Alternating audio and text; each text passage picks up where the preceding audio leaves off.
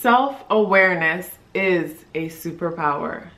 Thank you for visiting Soul in Vibration. In this video, I want to talk to you about love compatibility with the numbers. And before I get into this, I'm going to be focusing on the life path numbers, and you can look out for your birthday number if it's whatever your birthday number adds up and reduced to, or the single digits within your birthday number. Keep in mind that even though the birthday number and the life path numbers are important, the month is important. The numbers that add up and reduce to your year is important, and even the numbers within the year is important. All the numbers within your chart are important, and there are numbers that you cannot see within your chart because you are just looking at the outline, day, month, and year. But there are other numbers in your chart that you might not be able to see because the way the system, the way the adding and reducing is done, but those numbers are driving you. So say for example, you might not have a strong 7 within your chart that you can see, but you really unify with the information that you hear about the number 7. You might find that your day and month together adds up to the number 7 vibration. Or within your number system, you have a 7 on the inside that is similar to our moon placement. The way you talk to yourself, the number 7 might be there. Or the hidden part of yourself that people see after they get to know you might have a strong number 7 placement.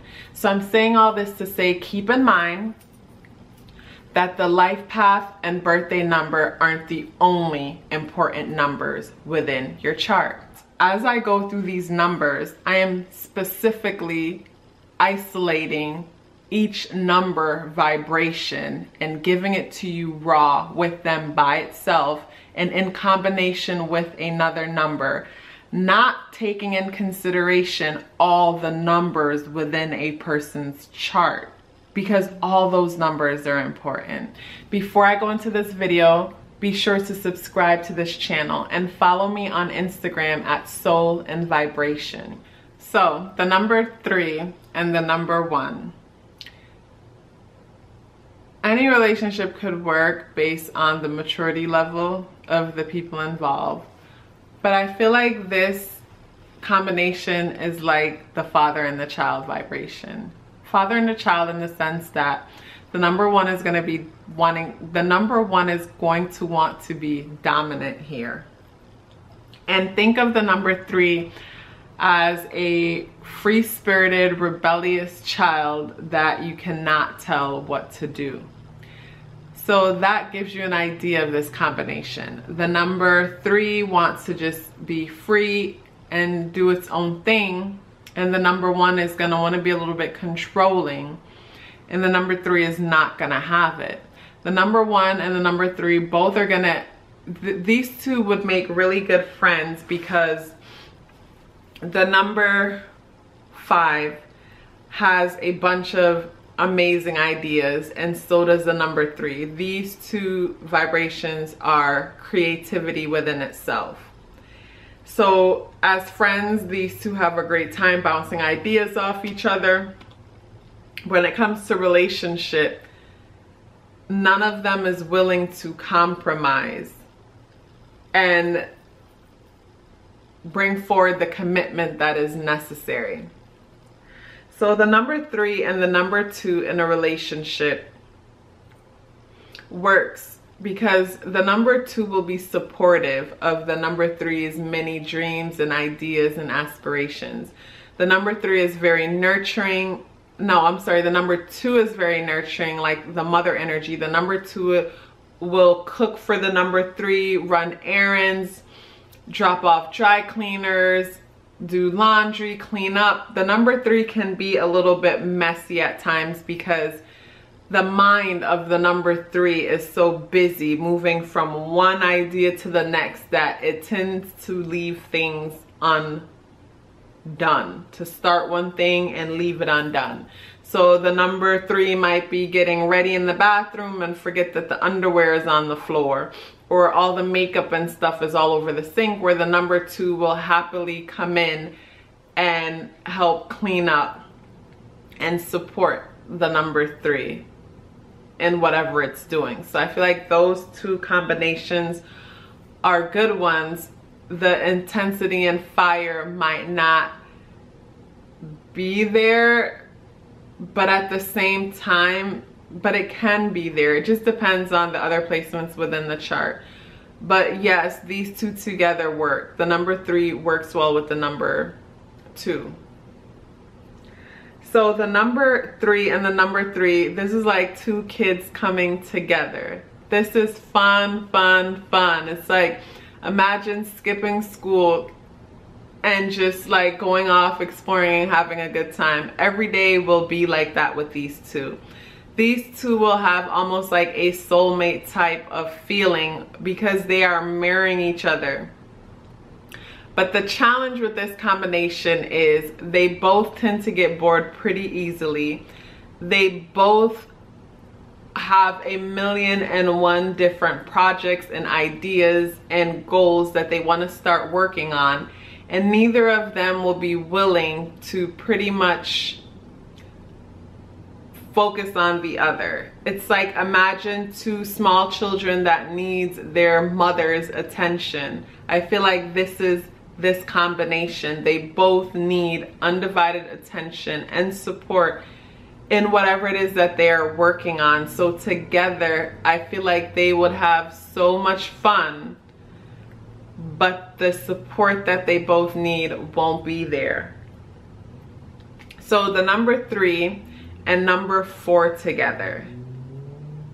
So I feel like these are 2 siblings that get on each other's nerves. One is a straight A student, the number 4 that's willing to do the hard work and commit and stick things through. And then the number 3 is the other sibling that seems to just like, everything just comes so easily to them. They don't have to work as hard or try as hard. They're just naturally cool regardless.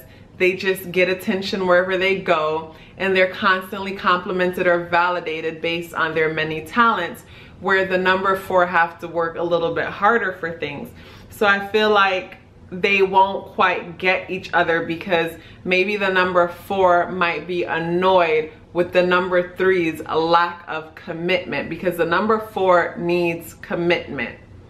And the number 3 will pretty much, the number 3 might commit to something today, like, yeah, I want to go to the beach later, and then later decide, I actually don't want to go to the beach. I actually want to order pizza and stay in and watch Netflix in my PJs. Yeah, and the number 4 will be so annoyed because the number 4 needs structure, routine, and order, and the number 4 was banking on going to the beach today. So I feel like the number 3 and the number 4 would have a hard time. The number 3 and the number 5, again, is like the number 3 and the number 3 together. So the number 3 and the number 5 is party time, excitement. These 2 pretty much together, you would think that these 2 are on some kind of like drugs, alcohol, or something, because it is so fun. And again, this also feels like a soulmate connection because the number 3 and the number 5 both creative. To me, the number 3 and the number 5 reminds me of like the Gemini energy. When I say the wind, the Gemini mind is like the wind playing with a plastic bag.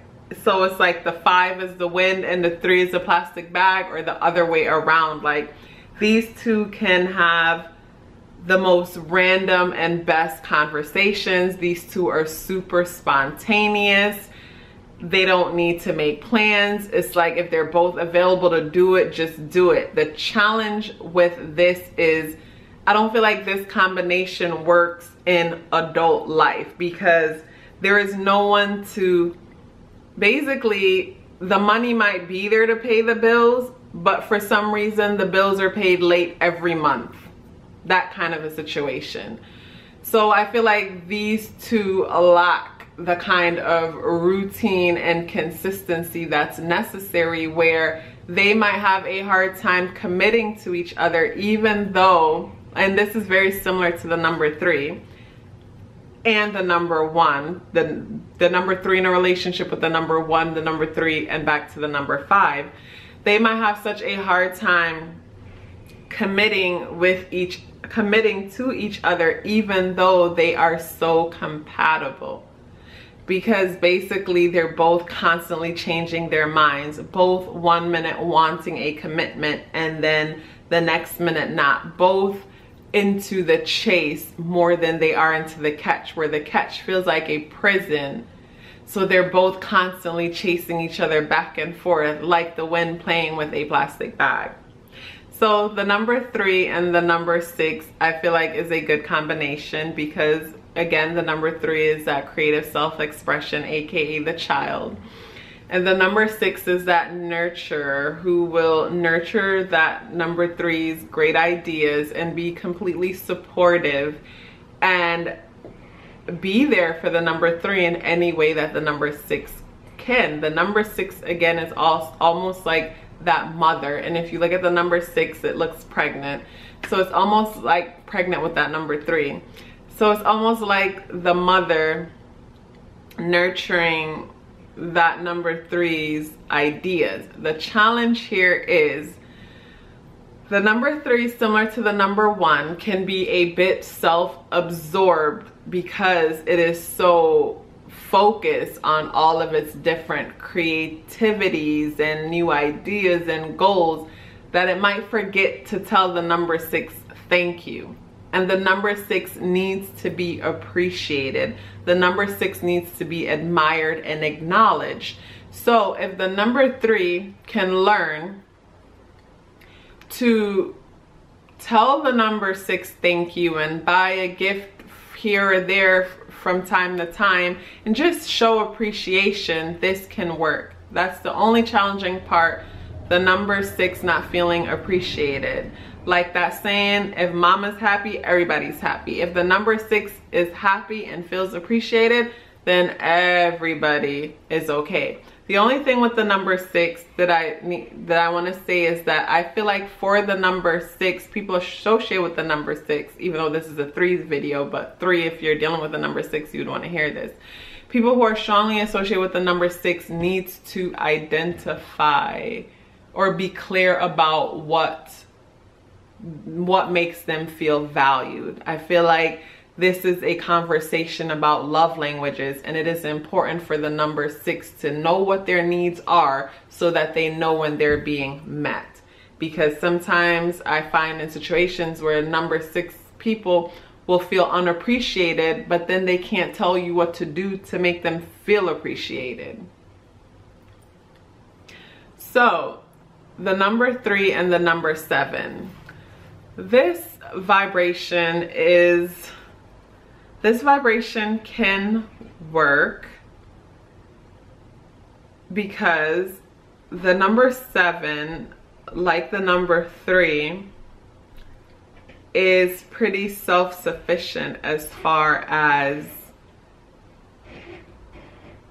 focusing on what is within, where the number 7 is constantly questioning something in life, God, creation, to try to get a better understanding of itself.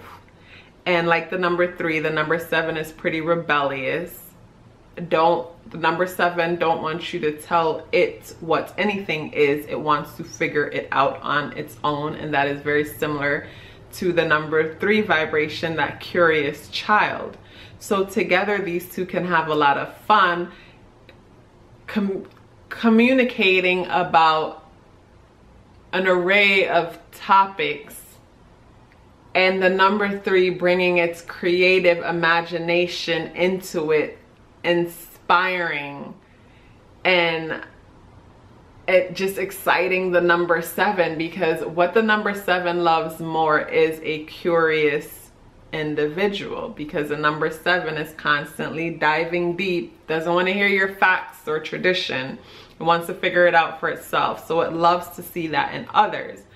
But I feel like what these two might lack is basically, I feel like these two get along really well. Like, yes, the number 3, 10, I feel like the only thing is, say within a home, these two are off, and if they're not together bouncing ideas off each other or sharing, they're both off to themselves, one either coming up with new ideas or the other digging deep within themselves. I feel like this home will have this home will be missing the warmth of the feminine vibration that the feminine numbers bring. And when I say feminine, I mean magnetic and nurturing and selflessness. I feel like this relationship lacks selflessness because each person is kind of consumed within themselves.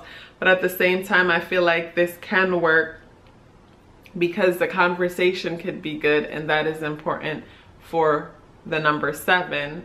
And the number 3 gets bored easily, and the number 7 is always thinking up of something that is just far from regular. So these two work good together. The number 3 and the number 8 is a no-no. This is like the principal and the student. Yes, they could work because any numbers can work with maturity. But the number 8 could be a little bit controlling. The number is a provider and a hard worker. And while the number 3 can appreciate the benefits of the number 8's hard work and contribution to the home and the foundation and the consistency and the order that the number 8 brings, the number 3 starts to feel like they are in the number 8's prison. And the number 8 vibration does have to do with authority figures. So the number 8 will have this structure going that will make the number 3 feel like they are losing air.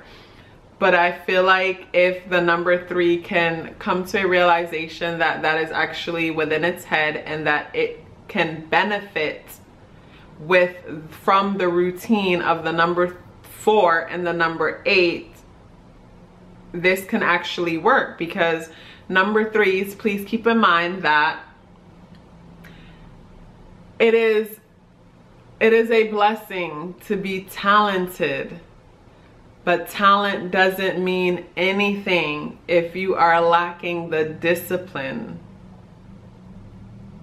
that is necessary to make something of your dreams, visions, and idea. And the number 8 and 4 can help with that, but they just feel a little bit annoying at times. The number 3 and the number 9, this combination is fun. I have a strong 3 within my charts, and I love being around 9s because they love to laugh. They laugh for everything. And the number 3 is the child that wants to laugh and giggle and play and have fun.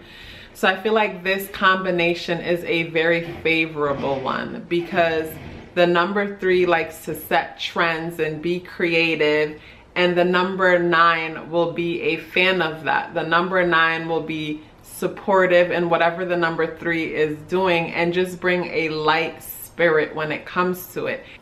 And the number 9 has what it takes to commit to something and work hard and bring the kind of foundation that's necessary. I feel like these two together is a very happy, playful, childlike spirit. It's like this energy together feels good. It feels really good. Stay curious. Thank you so much for watching. Follow me on Instagram at Soul and Vibration.